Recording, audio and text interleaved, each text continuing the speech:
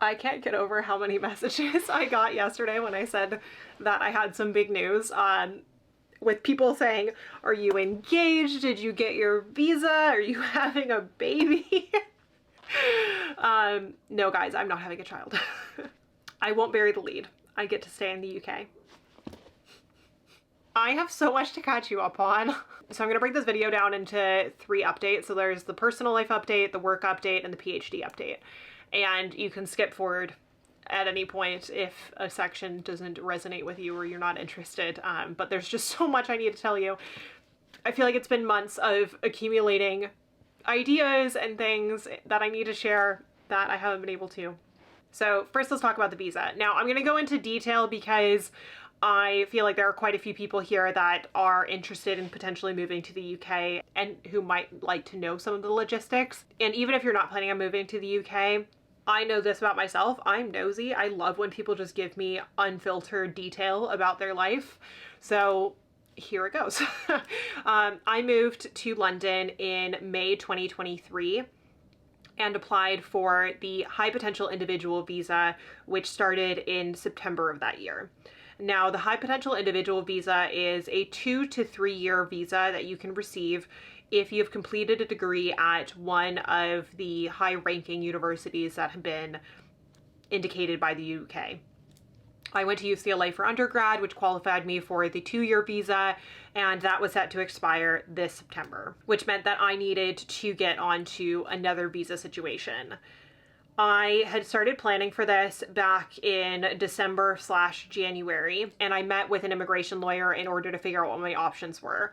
Now, at the time, I was working for Ali. I was working my full-time job in education technology and the creator economy as a product manager, and I was helping build online communities, building courses, online experiences, etc. And I was looking into switching to the skilled worker visa. Now, when I had the meeting with my immigration lawyer, I had specifically said that I wasn't certain if I wanted to stay in this job. And she basically warned me that if I wanted to have a visa to remain in the UK, that she didn't recommend the skilled worker because that would make me beholden to an employer, which put me at risk if there were redundancies, but it also put me at risk if I wanted to change employers, and that I wouldn't be allowed to be self-employed during that time. The second option was the Global Talent Visa. The Global Talent Visa basically has 2 primary tracks. So there's the professional track and there's the academic track. Now, the professional track basically means that you need an endorsement in your field, and they need to be able to determine that you are a unique talent within that specific profession. For me, that would have been product management. Now, I've done product management over the last 5 years with my own business as well as working for Ali, but I didn't actually have that much experience working for somebody else. And so the immigration lawyer was worried that that visa might not be successful. The academic track is not currently available to me because you need to have completed your PhD and have publications that are recognized by the Royal Academy. So that wasn't going to be the case by the time I needed this particular visa sorted out. And so we were looking at all the different options, and I had asked if I could move my business to the UK, if there was ways that we could navigate around that.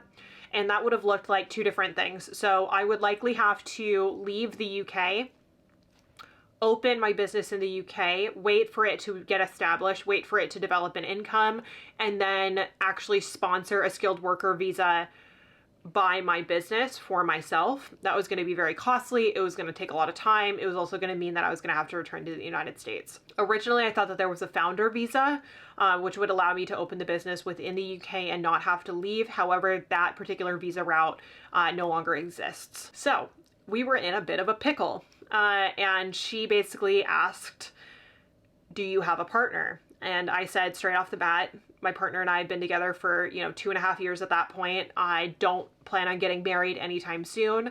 And she said, that's fine. Have you lived together for 2 years? And I said, yes, we'll have lived together for 2 years that coming May.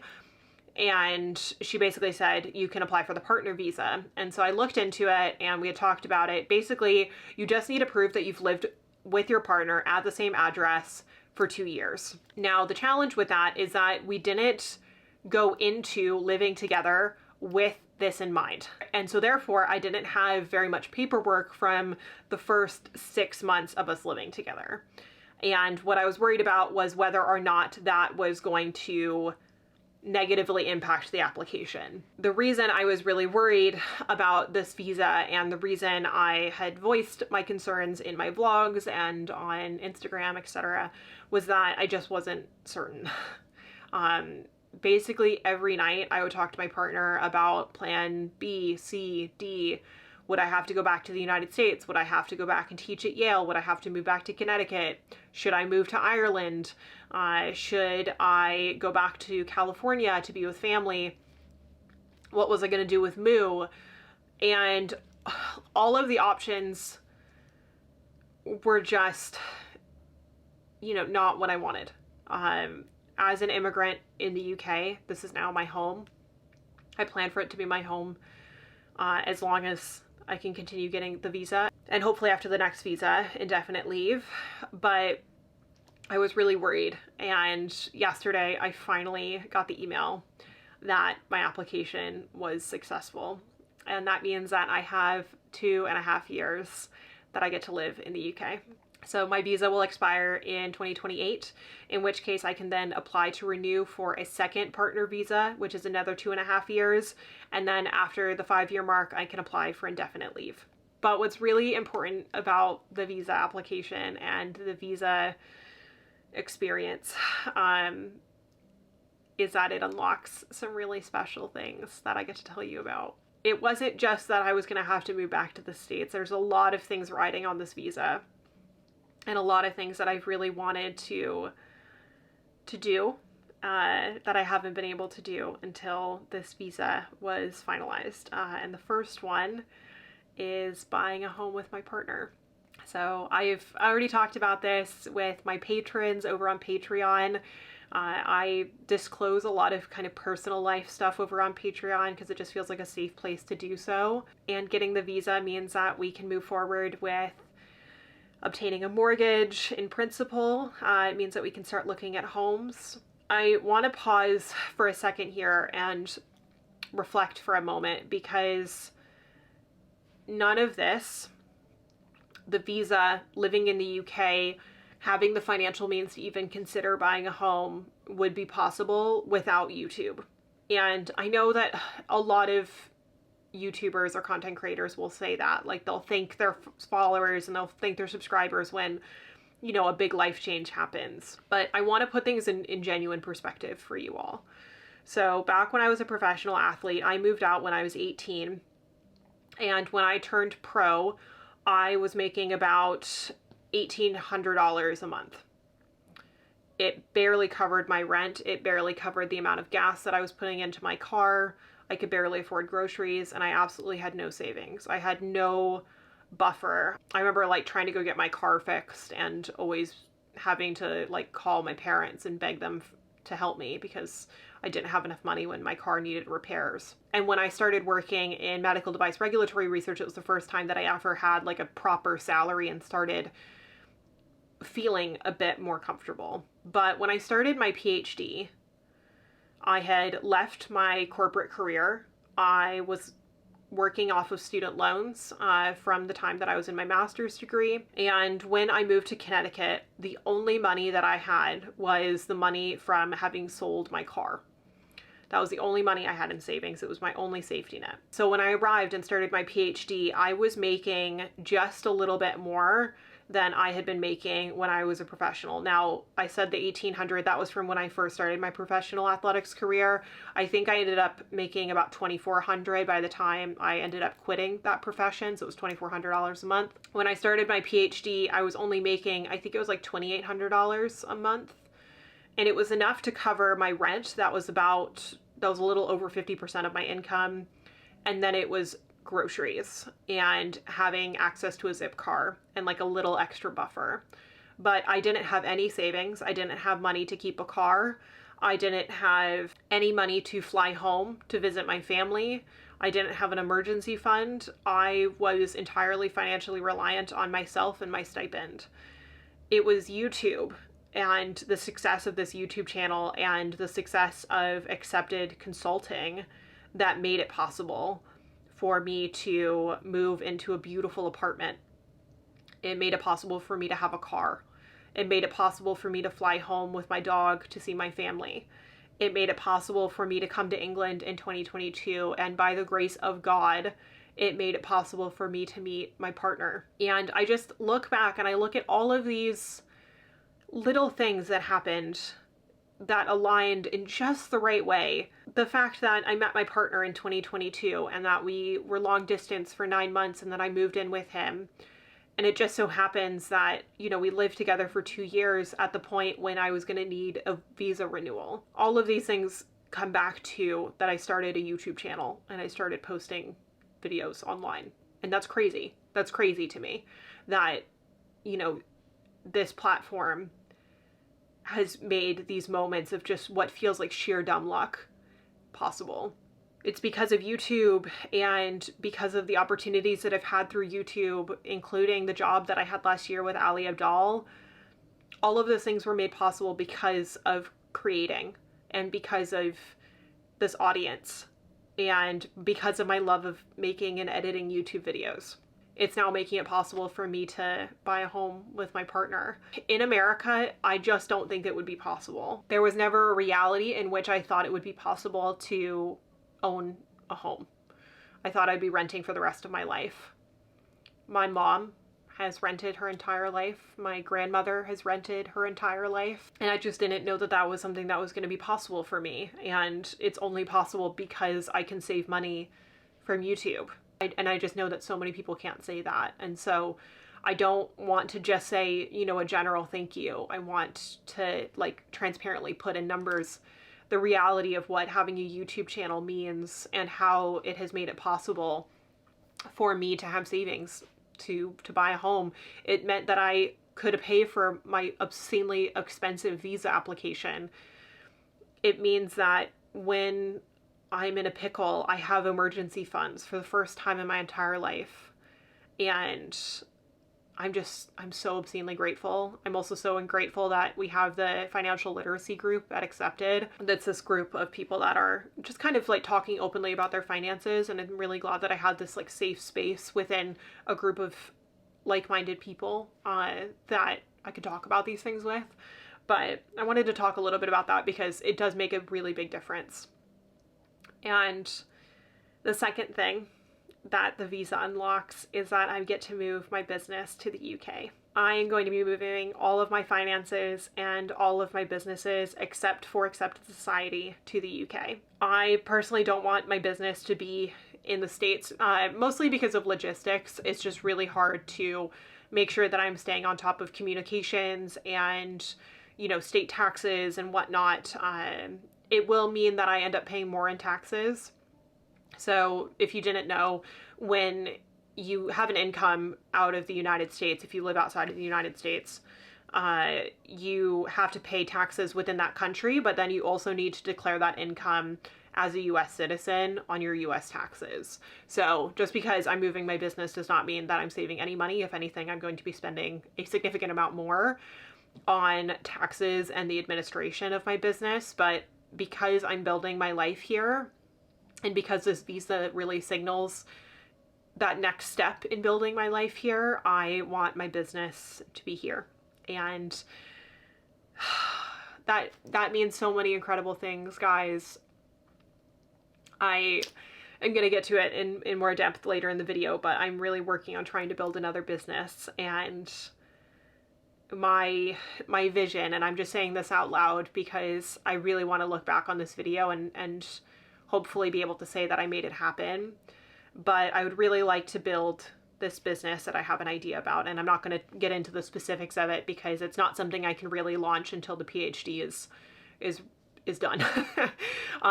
But I would really like to open a business in the UK and be able to hire an assistant, be able to hire somebody full-time. It's something that I used to think about when it came to Accepted Consulting, but that wasn't the right business.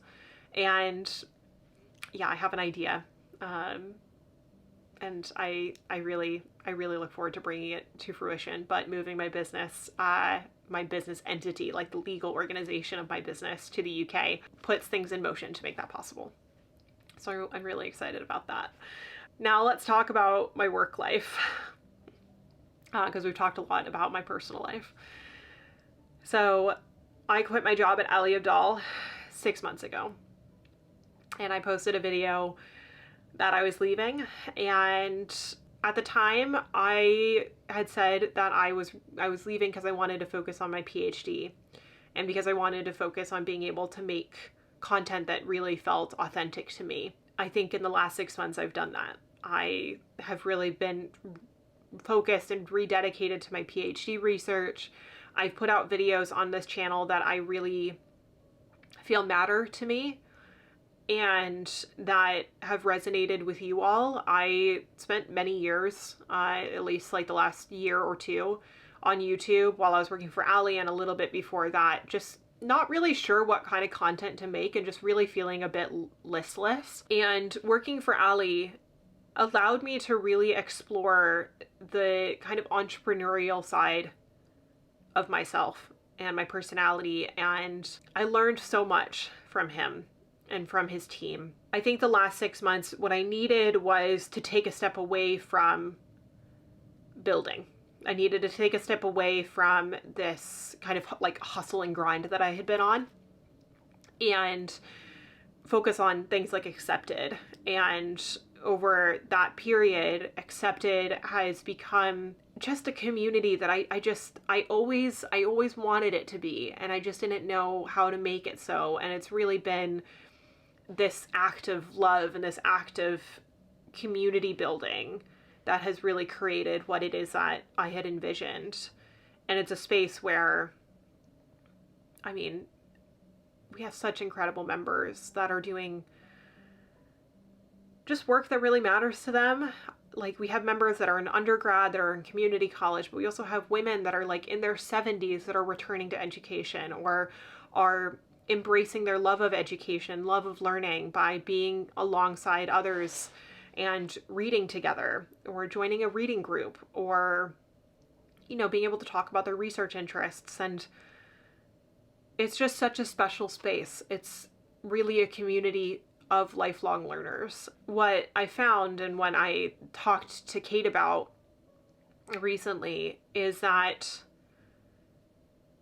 I don't want to put pressure on Accepted to be my full-time money earning job. For the first 4 years of Accepted Society, I made no income. I didn't draw a salary. I worked to build the community insofar as I could pay my team, we could pay our expenses, and we could put a little bit of money away for bigger projects. And it wasn't until I left Ali Abdaal that I started drawing a salary. But the salary that I'm drawing from Accepted is like minimum wage. It covers the very, very basics of my expenses. It's not enough to support me. It's not enough to support the lifestyle that I've built. And I need additional income in order to support myself and in order to make things like buying a home possible. But as I've thought about it and I've communicated with Kate, I don't want to push Accepted to be that. I don't want to push Accepted so that way I can make a greater income. I want it to be enough that I feel like compensated for the work that I've put into it, but I really want it to just remain as it is and for it to grow organically. We've always had this very kind of laissez-faire attitude towards the way that our community grows or changes, because we want it to be by the community for the community. And in order to do that, we have this mentality that if somebody, you know, it's not working for them, then they can leave without any kind of barrier. And that they can enter at any time that it does seem like it serves them. We have a trial so that way people can test it out and see if it's for them or not. And as a community manager and as somebody who's worked with some big creators on creating community and thinking about community-based businesses, there are a lot of things that you can do in order to retain people, to make it difficult for them to leave, to make it really attractive for them to join. And I know all of those things, but every time I think about how we might apply it to Accepted, it doesn't feel right. It feels like I would be asking Accepted to operate like a business, and it is a business, but I would be asking it to operate with a very different goal in mind. And when we went to do the symposium, Kate and I went on a walk around Maudlin, and what we spoke about was that we just wanted things to remain the same. Like, we wanted to keep the team that we have. We didn't want to grow that team. We didn't want to, push to start a new program or to have any really big launches for the rest of the year. We really just wanted to let the community settle into itself and figure out what it wants to be.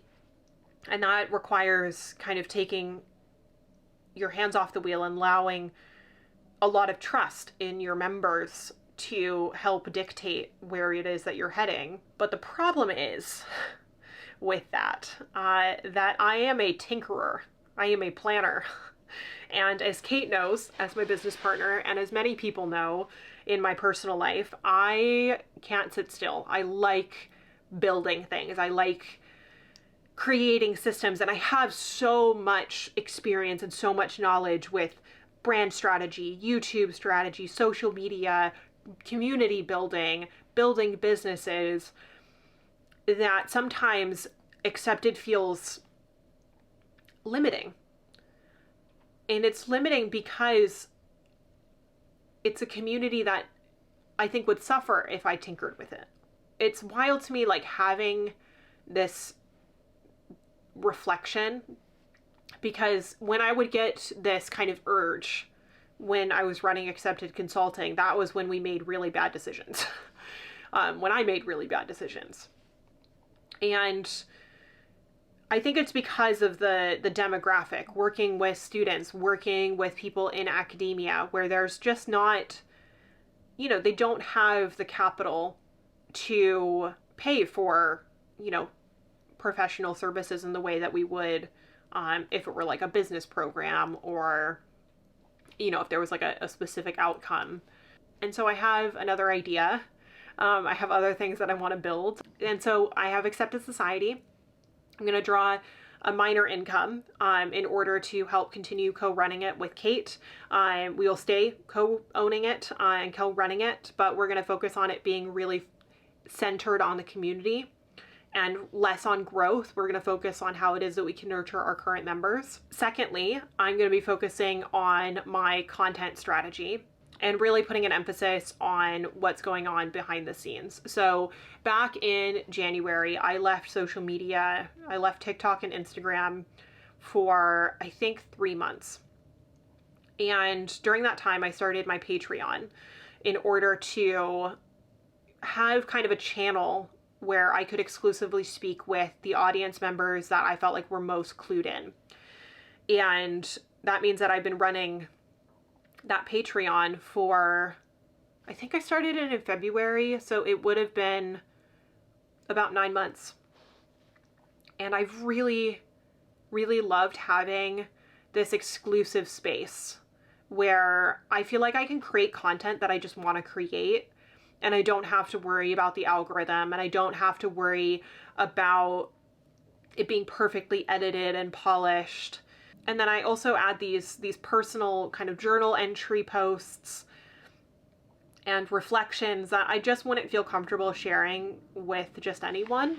But the other reason Patreon's been so important is because it has actually meant that I've been able to turn down paid opportunities with brands and whatnot that don't feel aligned.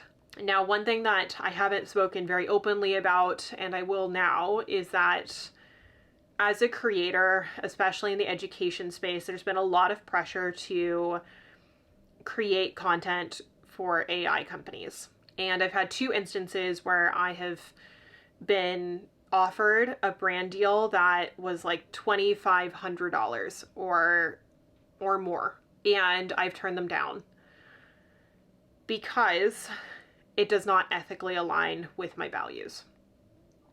I personally am really skeptical about AI. It's something that I used to have to use in work. I used it when I was working for Ali, and I've used it for creating systems. I used to really subscribe to the idea that it was a tool. It wasn't a replacement. But as I've seen the studies on its environmental impact, on its cognitive impact, and your ability to think for yourself, its impact in terms of its stealing of data from authors, from artists, I just don't feel ethically okay about promoting it and being paid to promote it. And that has meant that I haven't taken very many brand deals. And in doing so, and in saying no to a lot of AI companies, it's meant that I've lost out on a lot of money, but it's also meant that I've become much more critical about which brands I align myself with and which ones I promote. So I haven't done brand deals in like 3 months, except for last week. And the reason I mention this is because the 2 companies that I worked with last week were specifically because I wanted to work with them, because these are brands that I wear every day or that I use every day. And that was Ana Luisa and Paperlike. These are brands that I've worked with in the past, that I felt really valued me, and that I felt were adequately compensating me for my time and for my expertise and for my content.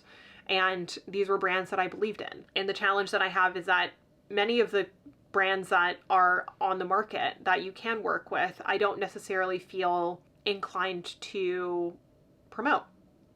And that means that I lose out on a lot of financial opportunity.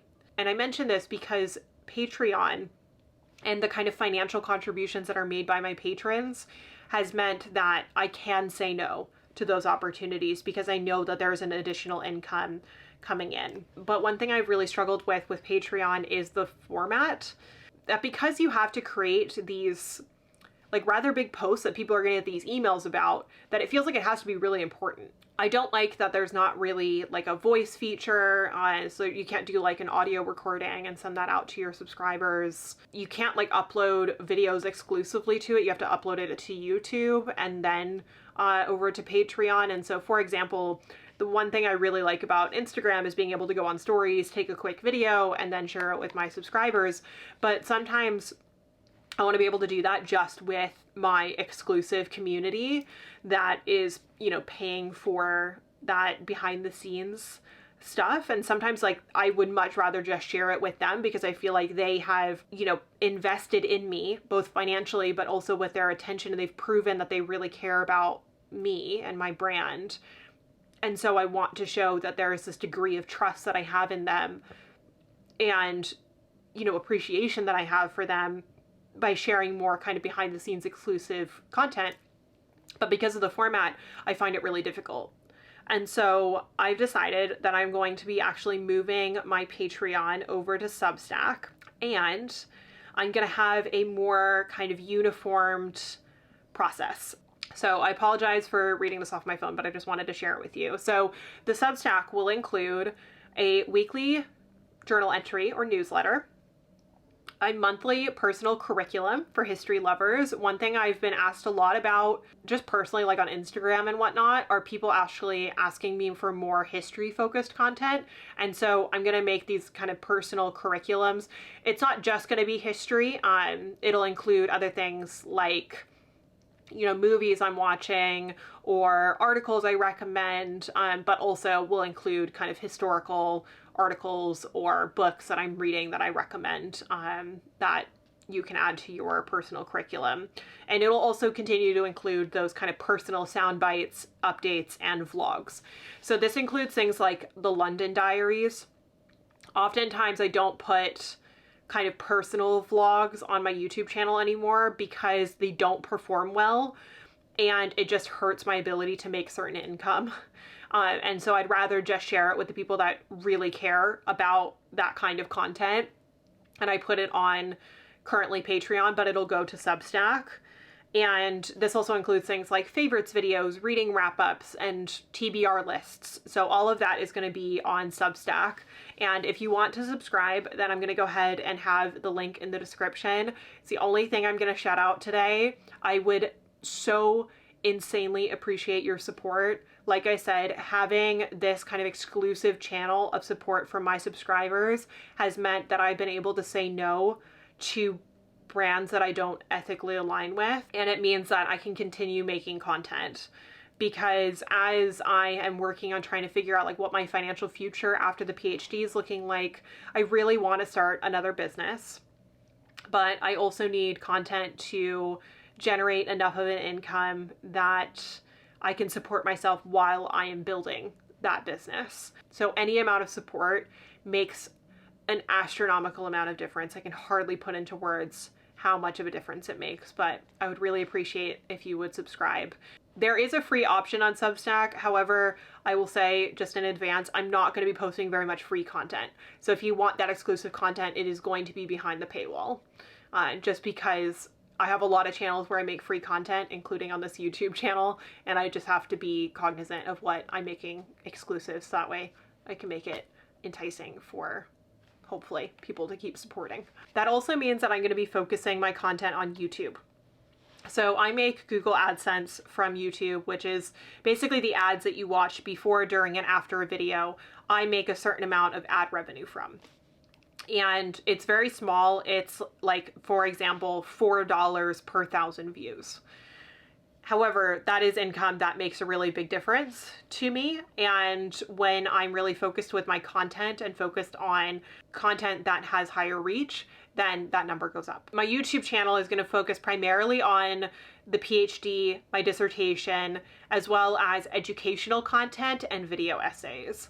So the more kind of personal videos I'm going to be putting on Substack, except for these kind of like larger life updates and that kind of stuff. If, however, there's something that you wanted to see in particular, whether that's educational content, that's types of vlogs, please let me know in the comments. That doesn't mean that there won't be kind of like personal vlogs, because the dissertation diaries is very personal, and that'll also include things like trying different study spots around London and the Oxford vlogs and that kind of thing.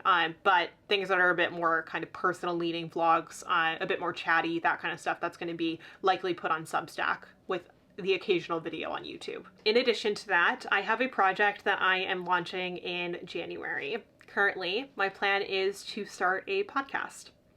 Now, I've had podcasts in the past, as some of you will know. I have always been quite averse to them, mostly because they are very difficult to grow. And I also didn't want to have a podcast if I didn't love the idea. However, something that I'm really passionate about, and one thing that I really want to emphasize, is trying to focus on the public-facing work of intellectuals and thought leaders.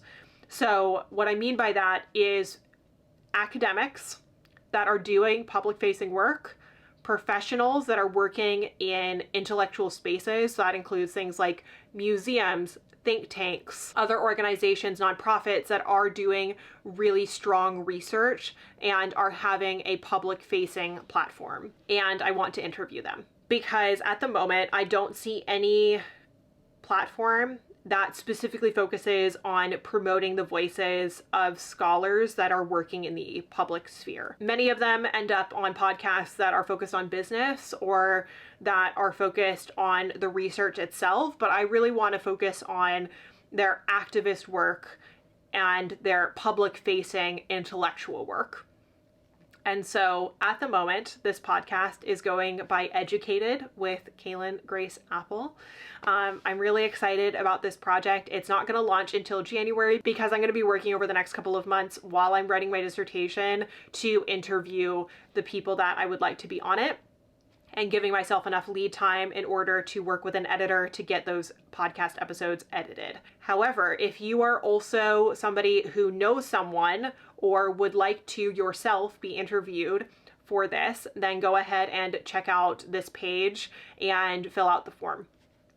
Because I would really love to potentially interview you. And currently, the way that I'm thinking about the podcast is that it is an unfiltered exploration of the lives, minds, educations, and strategies of the world's leading education experts and public intellectuals. So if that sounds like you and you're open to having a very open and honest conversation with me and having it recorded for the world to hear, then go ahead and shoot me a message. And now let's talk about the PhD, the thing that everybody wants to know. When the heck are you finishing?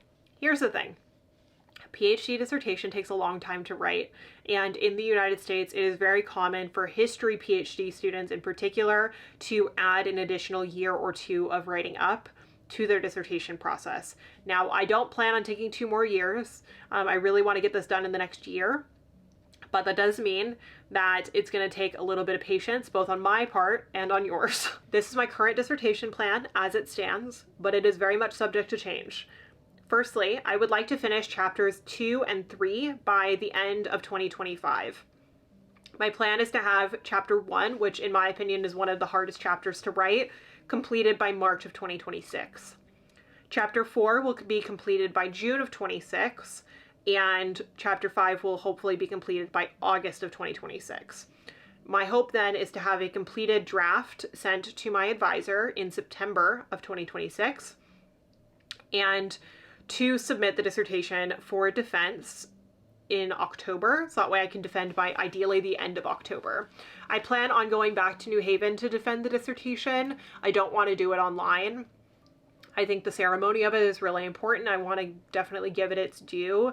And then I'm expecting, just based on my committee's experience and based on what they've said about my writing in the past, it's very likely that I will defend and then be required to do revisions. So my plan is to then do those revisions and hopefully be done by the end of 2026. Again, all of this is subject to change,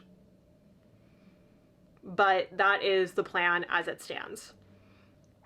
That is going to require that I am very cognizant about my time, but I finished the 2nd chapter. I have a little bit of revision that I need to do for it. I'm working on chapter 3 and things are going really smoothly. So I'm hoping that that continues. I will say that the PhD program through Accepted has been instrumental in making that possible. And I submitted the last chapter feeling so much more confident and just really happy with what I produced. I put the vlog up of it, and yeah, it felt like a very different experience than every other submission I've had at Yale so far. And lastly, because I'm sure some of you are interested in this answer, what happens after the PhD? I get this question a lot, and I understand why it aggravates students, and that is largely because most PhD students intend to apply to the academic job market. At this moment in time, I do think I'm going to apply for postdocs, or at least a limited number of postdocs, but I don't plan on applying for tenure track positions. We will see. Things are subject to change, but I have a business idea that is really exciting to me, and I'm hoping that that will be my next step at the end of my PhD and after my PhD. So my hope is by the time I finish the PhD, London Boy and I will have bought a home. I will continue to co-run Accepted Society. I hopefully will have started and launched my next business, and I hope to continue publishing my research. The work that I do as a historian will never end.